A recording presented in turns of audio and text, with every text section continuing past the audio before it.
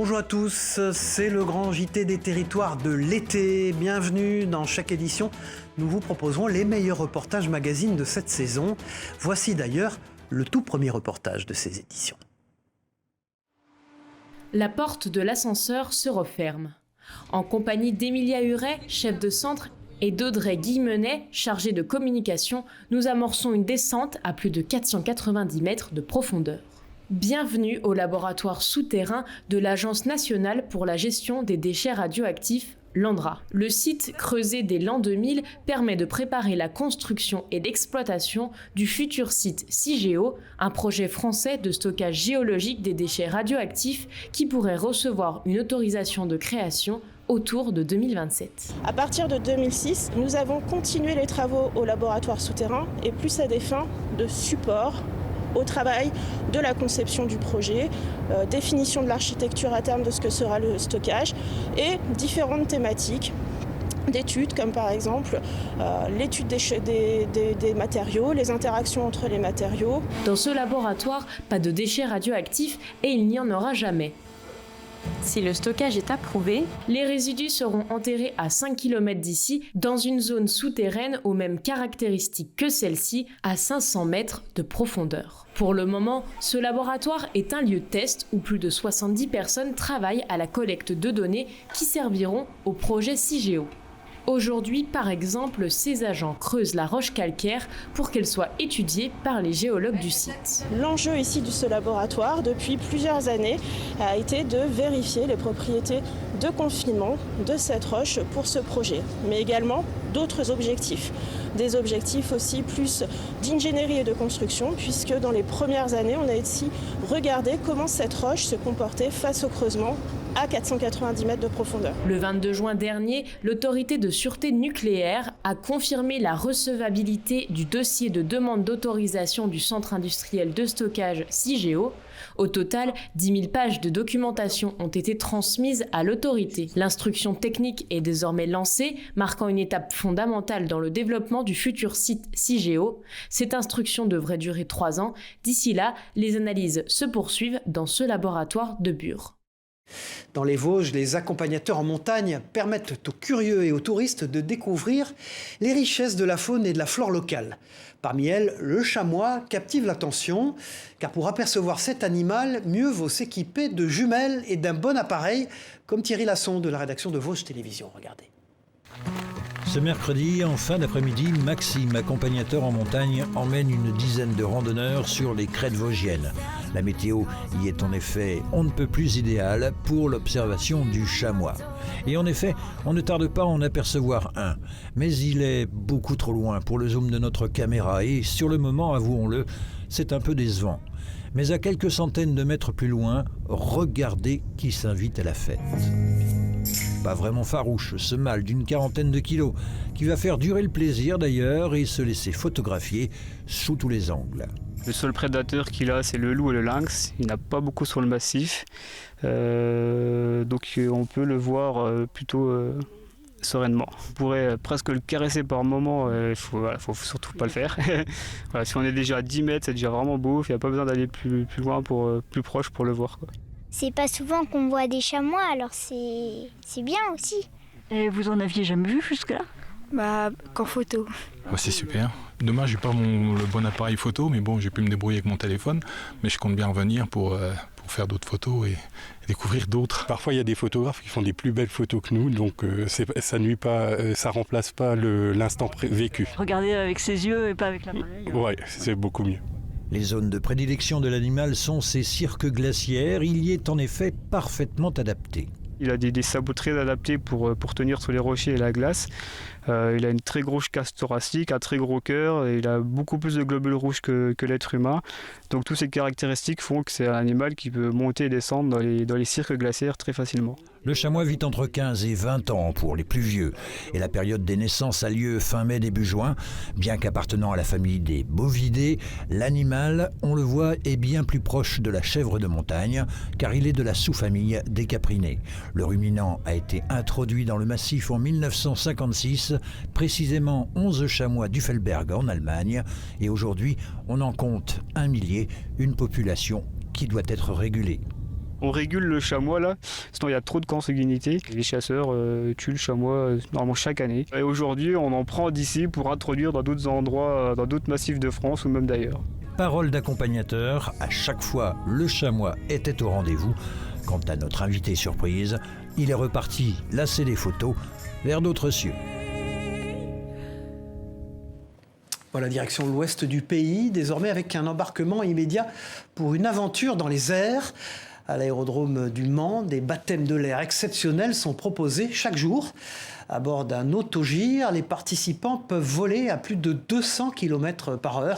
Une expérience à couper le souffle et il faut avoir le cœur bien accroché, vous allez le voir, avec ce reportage d'Anthony Piton et de Sacha Lemoine pour notre partenaire LM TV Sarthe. Imaginez un oiseau de métal. Vous l'avez peut-être déjà vu voler au-dessus du Mans. Cet engin jaune canari est un autogire. Aujourd'hui, Martin s'apprête à vivre à bord son tout premier baptême de l'air. Allez, hop.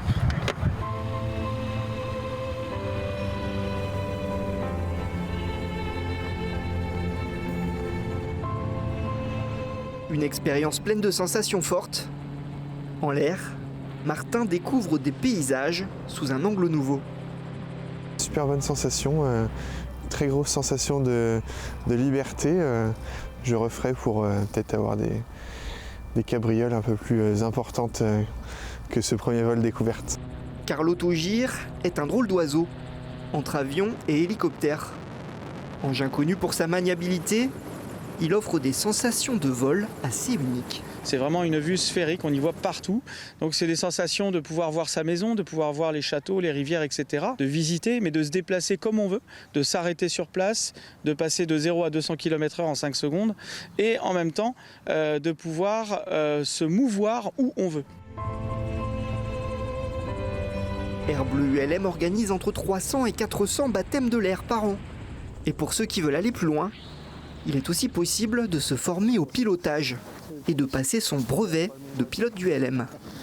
Il y a quand même des notions à connaître et à savoir, donc voilà, il ne faut pas avoir la tête dure, on va dire. Hein. Il faut vraiment emmagasiner pas mal de petites choses qui font qu'après, derrière, ça va bien se passer. Même notre stagiaire Sacha a quitté le nid. C'est parfait. Cool. Parfait. Alors on est parti. Alors, prêt à prendre votre envol ? Xavier Horry est un passionné des années 60 et plus particulièrement des voitures de cette époque. Il en compte des dizaines dans son garage et la rédaction de TL7 a eu la chance de s'y rendre pour une remontée dans le temps, sans radar ni péage. Regardez ce reportage. En épicier, en agriculteur ou bien encore en adjudant-chef de la gendarmerie. Xavier Horry est peut-être bien le seul à pouvoir exercer tous ces métiers et en même temps. À 44 ans, ce fan des années 60 fait vivre tous ses personnages à travers sa passion, la collection de véhicules qui nous replonge dans les 60s. Dans son hangar à Ferney, Xavier Horry a entreposé tous ses véhicules. Près de 70 voitures y sont précieusement abritées. Dans sa collection, on est surpris d'abord par la dizaine de voitures de la gendarmerie. Bichonnées et repeintes pour certaines, le collectionneur aime jouer le gendarme de l'époque.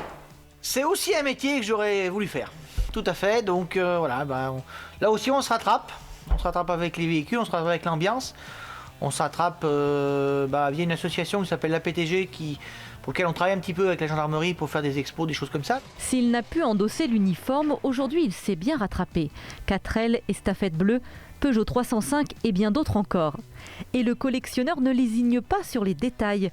Ce bureau recrée l'ambiance d'une brigade dans les années 60. Avec tout le matériel d'époque, que ce soit tant au niveau du matériel machine à écrire, téléphonie, plans divers, que les manuels de gendarmerie, que les procédures. Voilà.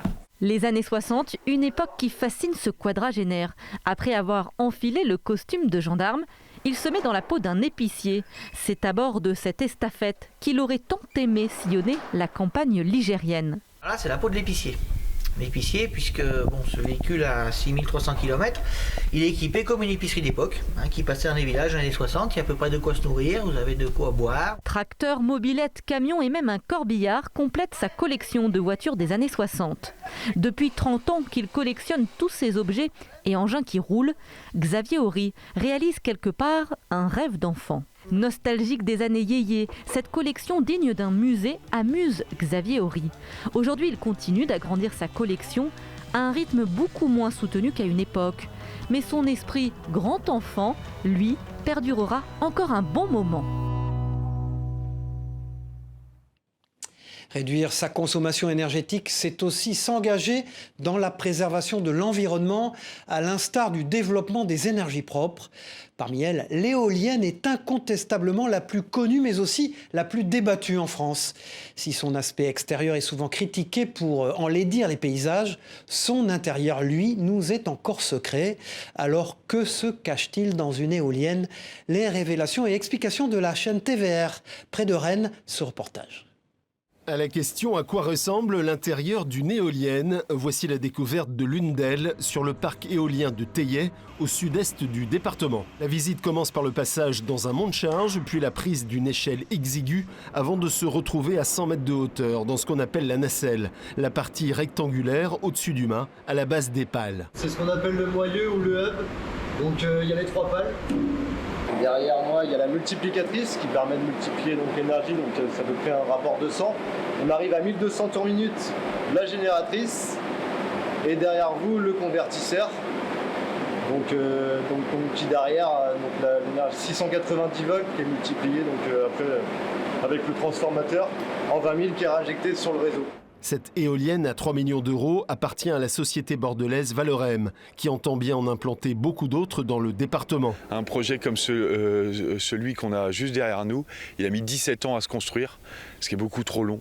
Nous, on pense que ces projets-là, on peut, en prenant le temps de concerter avec la population, en prenant le temps de faire toutes les études environnementales nécessaires, on pense que c'est des projets qui peuvent sortir de terre en 4 ans. Valorem possède déjà les 4 éoliennes du site de Theillet, installées en 2019. Elle travaille à ériger la prochaine pour 2025. L'amour des traditions nous conduit dans les Vosges, maintenant dans un atelier hors du temps, celui d'un artisan italien qui consacre sa vie à la reproduction de reliques. Boutons d'uniforme, vêtements ou pièces de monnaie, rien ne se perd, tout se restaure et tout se fabrique ou se refabrique. Reportage d'Hélène Leplat pour Vosges Télévisions. Travailler dans le temps et plonger dans le passé, c'est la traduction même en latin de Labor Temporis, le nom de l'atelier créé en 2016 par ce fondeur d'art dans le village de Removille près de Neufchâteau. Et rendre visite à Marco Di Saro, c'est traverser les âges. Cet artisan d'origine italienne s'est spécialisé dans la reproduction d'objets historiques sur une période couvrant l'Antiquité à la Première Guerre mondiale. Il fabrique par exemple des boutons d'uniforme des armées napoléoniennes ou des monnaies de l'Empire romain.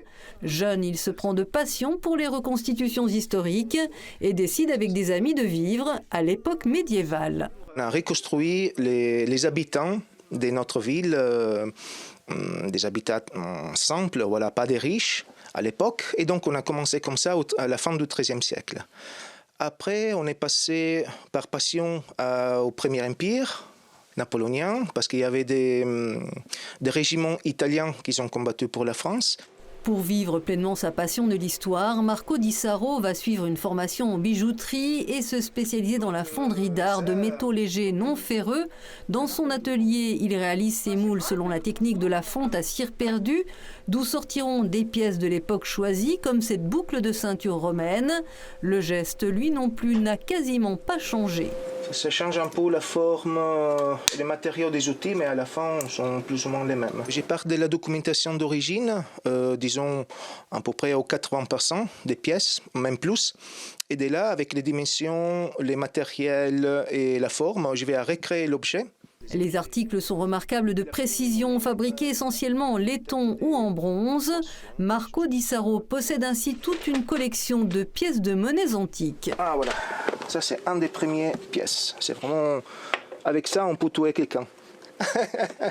C'est vraiment très très lourd et très gros. Ça c'était un des premières pièces en bronze, les sesterces en fait. Ces petits objets en série ou à l'unité sont commercialisés en ligne, essentiellement auprès de musées, un monde de connaisseurs. Et sur l'époque choisie par l'artisan italien pour ses créations, ils sont moins d'une dizaine en France à exercer comme lui ce métier original.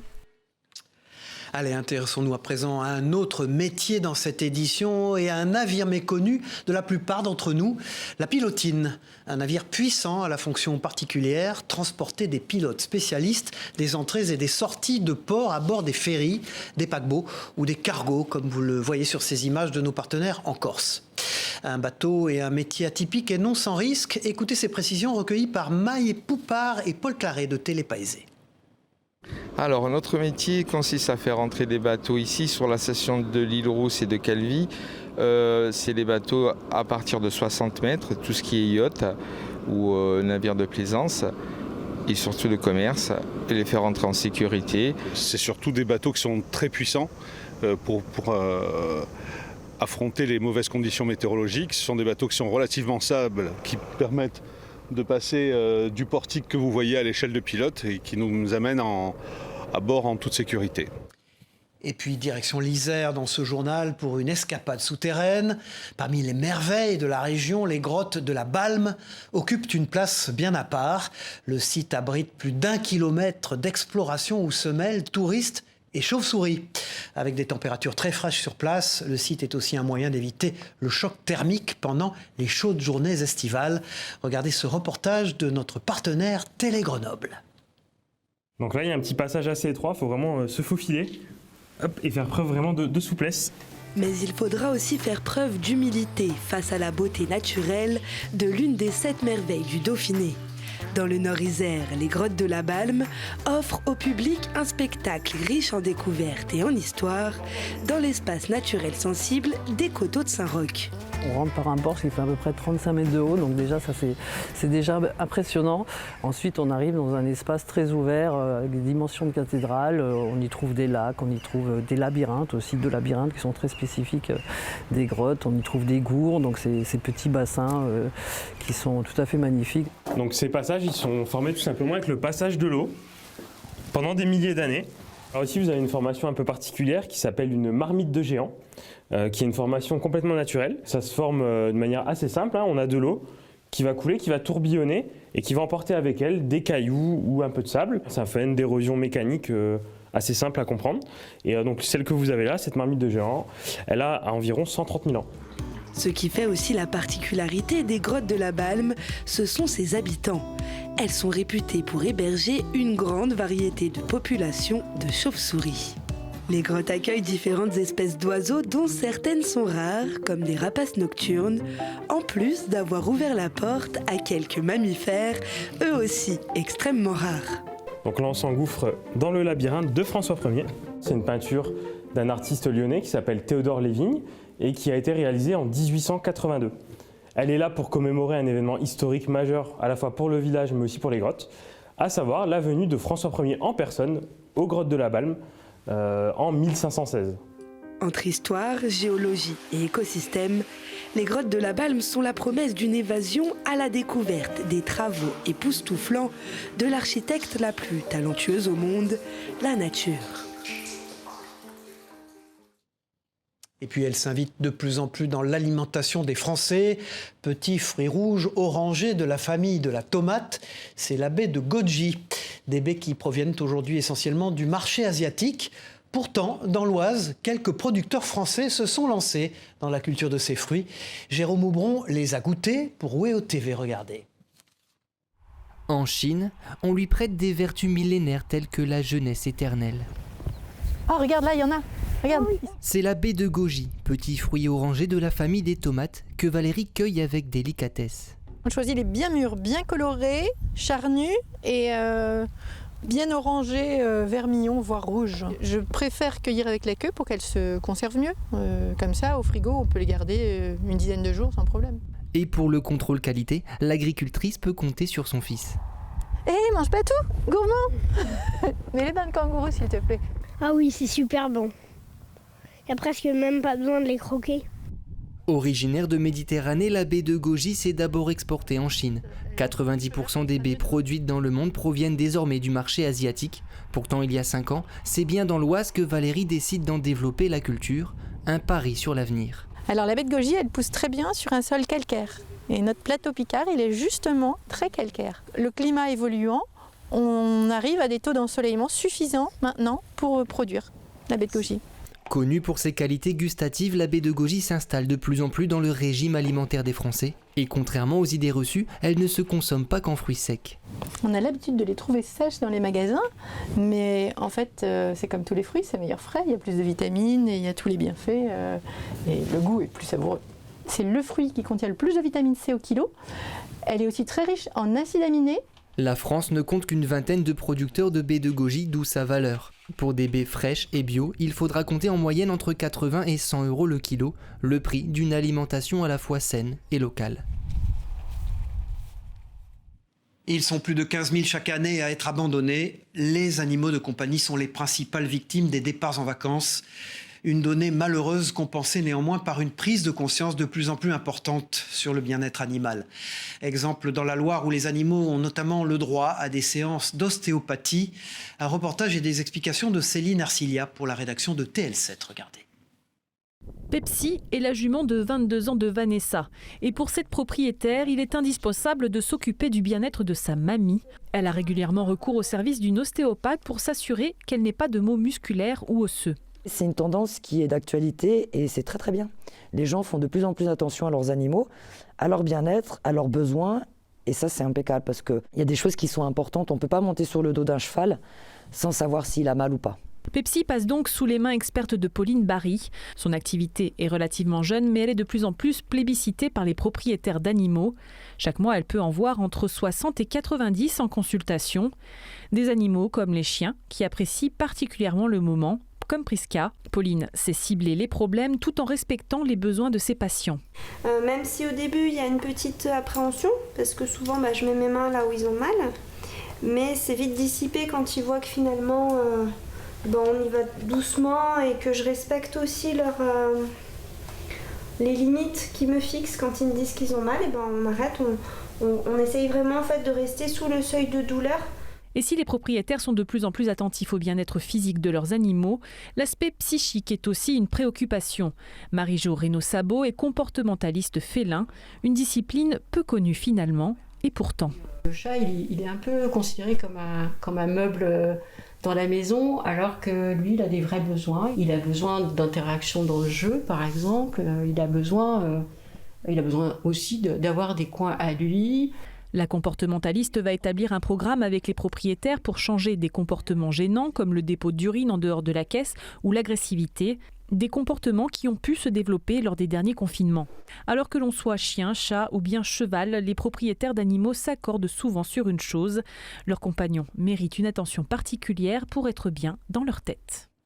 Direction la Martinique pour terminer cette édition avec d'autres images éblouissantes, celle d'un volcan totalement décapité par l'érosion. À Sainte-Anne, la savane des pétrifications, c'est son nom, offre un paysage quasi lunaire, aussi incroyable que spectaculaire. Jean-Marc Dabreux et Teddy Albert de la rédaction de Via ATV en Martinique nous y conduisent pour une escapade volcanique. Regardez.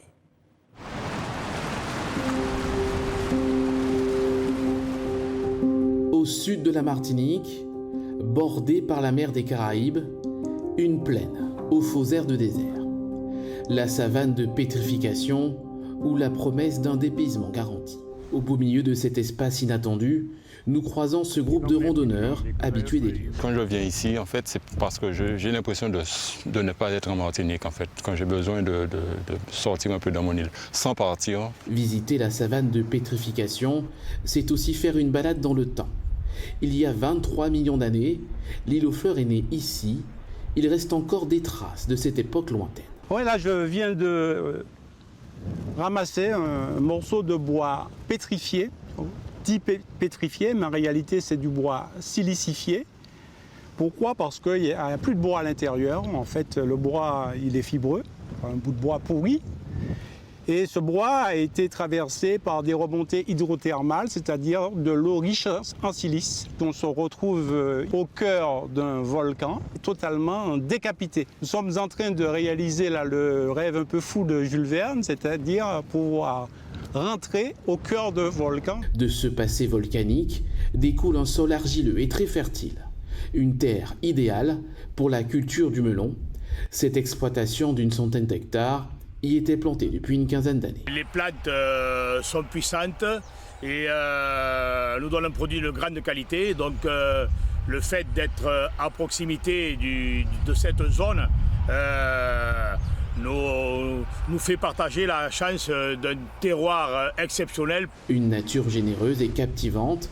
Ce photographe professionnel en a fait son terrain de chasse favori. Il y a beaucoup d'espèces différentes. Là, on parlait du paille en queue, mais on vient de voir le balbuzard pêcheur passé. Il y a la frégate, le pélican.